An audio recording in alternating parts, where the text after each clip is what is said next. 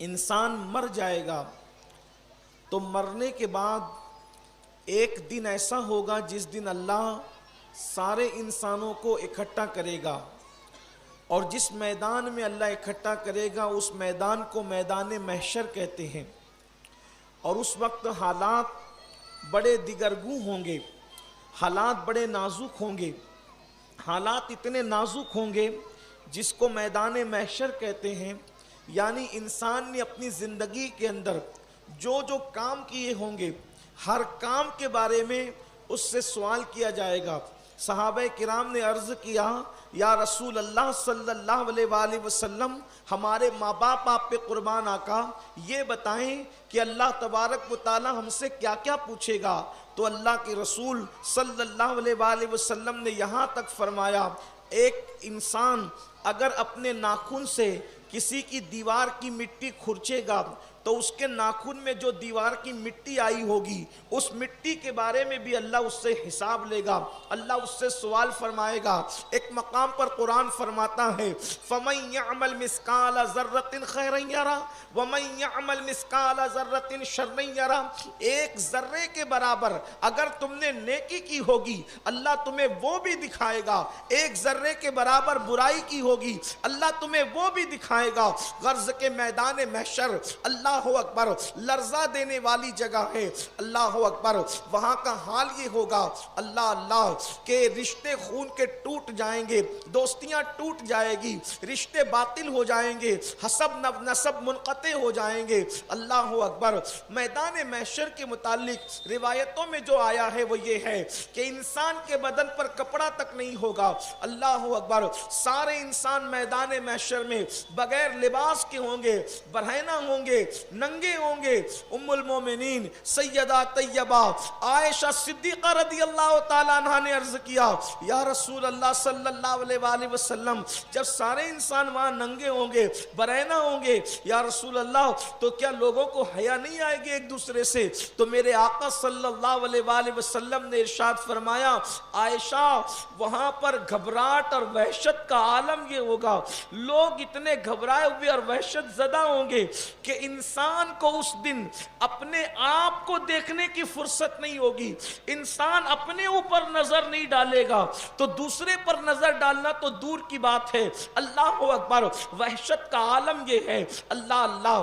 آئیے تھوڑی دیر ذرا میدان محشر کا تذکرہ سنیں، اللہ اکبر۔ میرے کریم آقا غیب دا نبی مصطفیٰ جان رحمت صلی اللہ علیہ وآلہ وسلم ارشاد فرماتے ہیں کسی کی زبان پیاس کی وجہ سے سینے پر لٹک رہی ہوگی اور وہ پانی پانی چلائے گا لیکن اس کو کوئی پانی دینے والا نہیں ہوگا، کسی کی آنکھیں جرم کی وجہ سے بہہ رہی ہوگی، پانی بن کر کے آنکھیں بہہ رہی ہوگی، کسی کے بدن کا حال یہ ہوگا کہ گرمی محشر سے تپش محشر سے لوگوں کے بدن جھلس رہے ہوں گے، لوگوں کے بدن کے اندر اللہ اکبر جھلسا دینے والی گرمی انہیں تپا رہی ہوگی، انہیں بے چین اور بے قرار کر رہی ہوگی، لیکن اللہ اکبر حالت یہ ہوگی، کیفیت یہ ہوگی، معاملات یہ ہوں گے، اللہ اکبر۔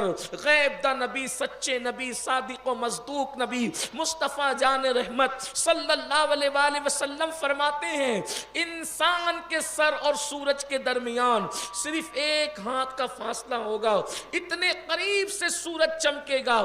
آج سورج جو ہے اپنی پشت کی طرف سے چمک رہا ہے، اس دن سورج اپنے چہرے کی طرف سے چمکے گا۔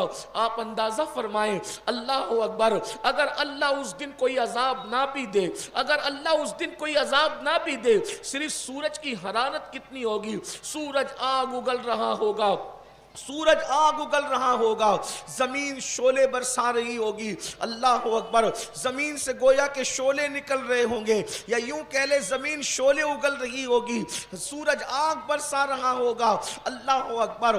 ماں اپنے بیٹے کو نہ پہچانے گی، بیٹا اپنی ماں کو نہ پہچانے گا، دوستوں سے دوستیاں ٹوٹ جائے گی۔ قرآن کہتا ہے الاخلاء یومئذ بعضهم لبعض عدو الا المتقین، کہ جتنے جتنے تمہارے گہرے اور پکے دوست ہیں وہ سب کے سب تمہارے دشمن ہو جائیں گے۔ اللہ اکبر۔ آپ نے حدیث سنی ہوگی، جنہوں نے سنی ہے وہ یاد کر انہیں وہ تازہ کر لیں، جنہوں نے نہیں سنی ایک مرتبہ ان کے کانوں میں یہ حدیث پڑ جائے۔ یہاں تک فرمایا گیا ایک ماں اپنے بیٹے سے ایک نیکی مانگے گی تو ماں کو بیٹا نیکی نہیں دے گا یہ کہہ کر کہ تو کون ہے میں تجھے نہیں پہچانتا۔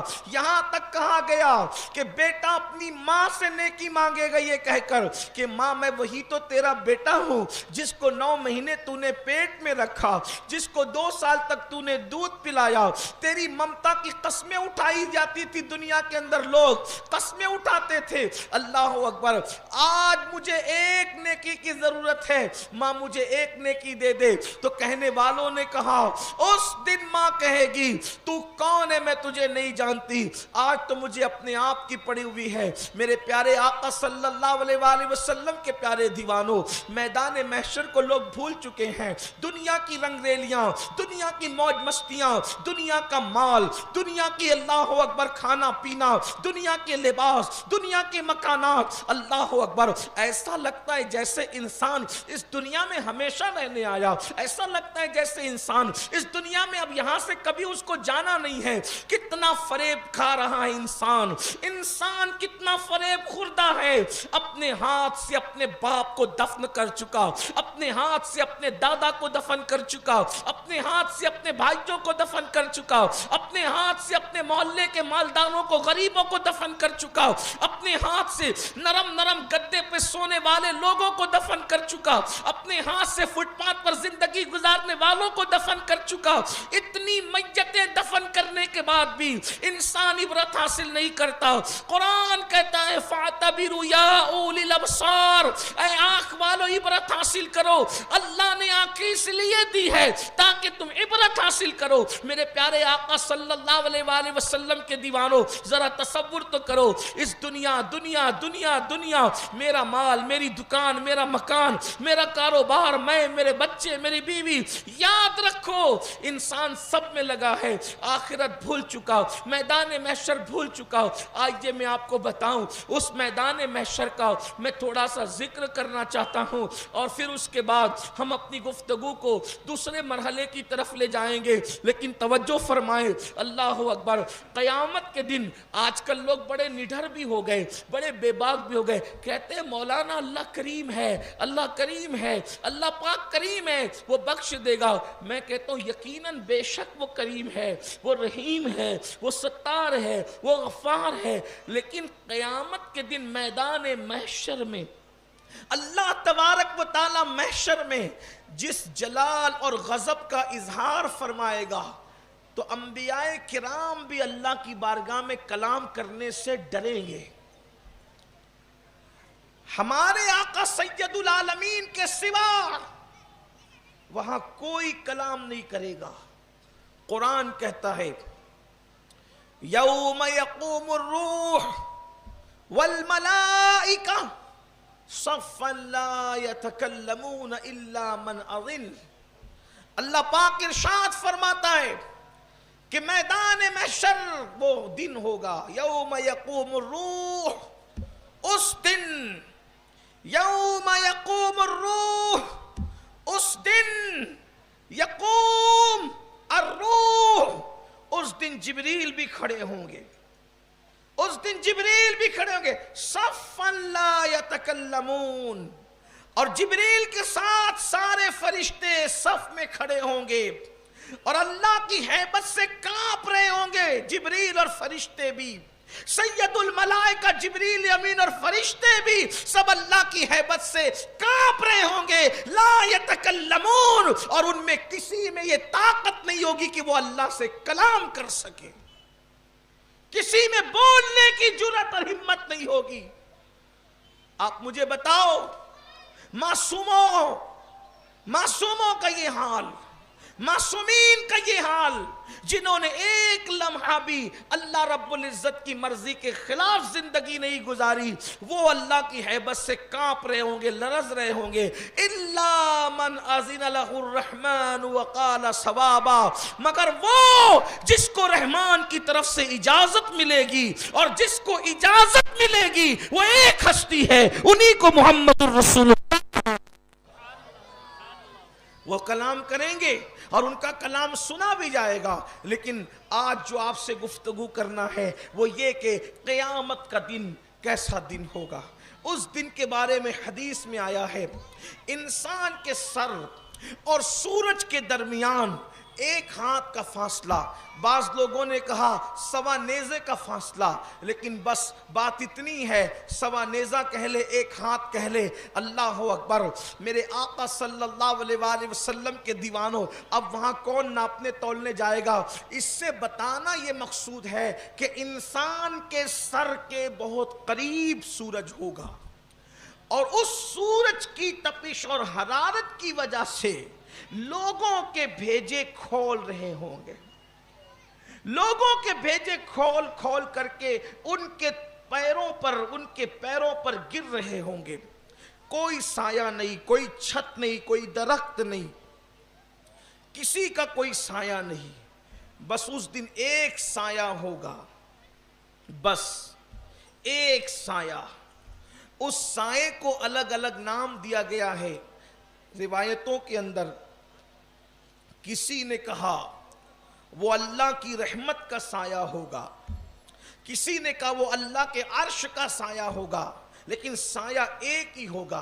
अब चाहे रहमत खुदा का साया कह ले, चाहे उसको अर्श का साया कह ले। अब हदीस पाक में आता है, एक तो मुस्लिम शरीफ की हदीस में है कि अल्लाह के अर्श के सिवा कोई साया नहीं होगा और उस साये के नीचे अल्लाह अकबर, यानी क़यामत में किसी को साया नहीं मिलेगा।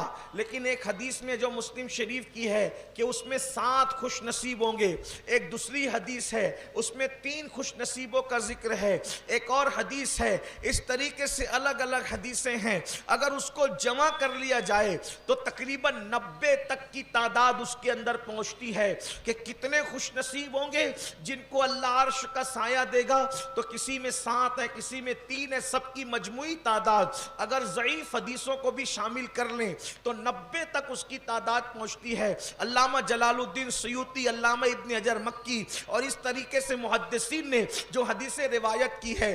अब आइए थोड़ी देर, अब मैं आपके सामने, चूंकि आप सुन चुके कि अल्लाह अकबर, क़यामत के दिन सूरज की तपिश, सूरज की हरारत, सूरज की गर्मी क्या होगी। अब हर आदमी सोचता होगा कि मैं उससे बचूं कैसे, उससे मेरी हिफाजत कैसे हो, उससे मैं महफूज कैसे रहूं। यकीनन आप सोचते होंगे और आपको और हमको सोचना भी चाहिए, क्योंकि हम जो चीज़ अल्लाह के नबी सल्लल्लाहु अलैहि वसल्लम की ज़बानी सुनते हैं या हमें ये पता चल जाता है कि इस बात को अल्लाह के रसूल सल्लल्लाहु अलैहि वसल्लम ने बयान कर दिया, हम उसमें शक नहीं करते, हम उसमें तरद्दुद नहीं करते, हम उसमें डाउट नहीं करते। वल्लाह हमें अपनी माँ की औलाद होने पर, हमें अपनी माँ की औलाद होने पर जितना यकीन है उससे ज्यादा यकीन हमें अल्लाह व रसूल की बातों पर है। मेरे प्यारे आका सल्लल्लाहु अलैहि वसल्लम के प्यारे दीवानों, मैं माँ की बात इसलिए कर रहा हूँ कि माँ का की औलाद होने का यकीन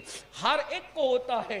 अल्लाह अकबर। मेरे प्यारे आका अलैहिस्सलाम के प्यारे दीवानों, बाप में तो खयानत हो सकती है लेकिन माँ में खयानत नहीं हो सकती। और हमें अल्लाह अकबर माँ का की औलाद होने पर जितना यकीन है उससे ज्यादा यकीन मोहम्मदुर रसूलुल्लाह की बातों पर है। तुम्हारे मुंह से जो निकली वो बात हो के रही।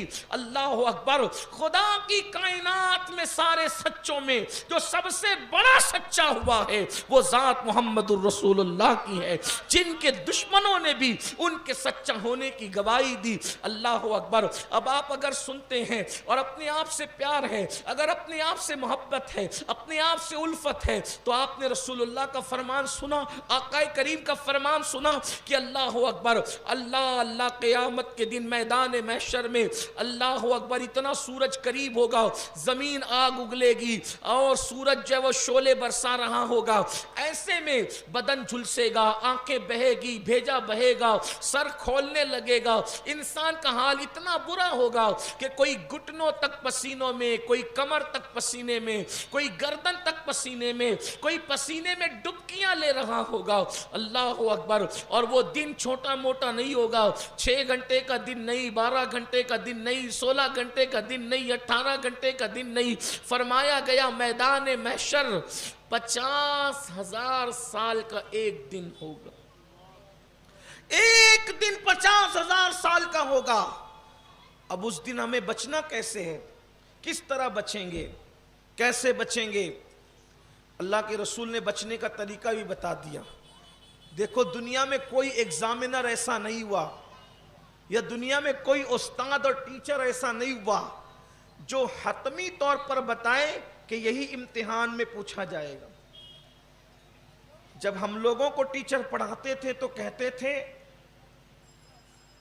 بہت ممکن ہے کہ یہ پوچھا جائے، اس کو یاد رکھنا۔ بعض ٹیچر کہتے تھے 99% پوچھا جاتا ہے، پچھلے سال تک پوچھا گیا تھا، پوچھے، لیکن جب لے کر کے پرچہ ہاتھ میں آئے تو پتا چلا کہ جس کو بہت یاد کیا تھا وہ آیا ہی نہیں، یہی ہے۔ لیکن دنیا کے ٹیچر الگ ہے اور معلم کائنات الگ ہے۔ اتنا بڑا ٹیچر، اتنا بڑا معلم خدا کی کائنات میں کوئی، اس کی مخلوق میں کوئی ہوا ہی نہیں ہے۔ اور ایک بات آپ کو بتاؤں، اس معلم کی شان یہ ہے، توجہ کرنا، اس معلم کی شان یہ ہے کہ ہر معلم بننے والا پہلے متعلم بنتا ہے پھر معلم بنتا ہے۔ ہر معلم بننے والا، ہر استاد، جیسے یہ میرے استاد ہیں، میرے استاد بنے، لیکن یہ استاد بننے سے پہلے کسی کے شاگرد بنے۔ ٹھیک، میرا کوئی شاگرد ہو، شاید تو ہے بھی کوئی نہیں، لیکن اگر کوئی ہو، حالانکہ شاگرد اس کو کہتے ہیں جس نے ایک بات بھی سیکھ لی تو وہ شاگرد ہو گیا، جس نے سکھا دی وہ استاد ہو گیا۔ مولا کائنات فرماتے تھے جس نے تجھے ایک بات بھی سکھائی تو اس کا غلام ہے اور وہ تیرا آقا ہے۔